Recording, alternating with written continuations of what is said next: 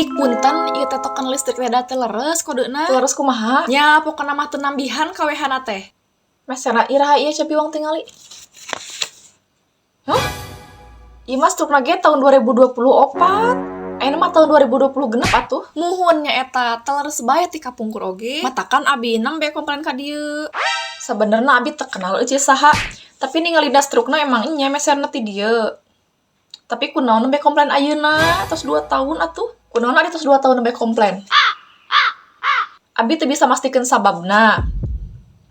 Buah ieu kode token teh tos dilebetkeun ka pungkur. Abi mah teu nampi komplainan kieu. Nya teu bisa kitu atuh. Sok atuh ari rek kitu mah asal balikeun deui atuh duit anu baheula. Naon sih ieu aja pisan jelema teh ih. Komplainan kieu mah lain renah urang atuh.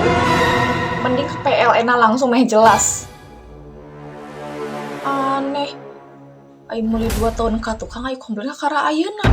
Dieu jelema teh.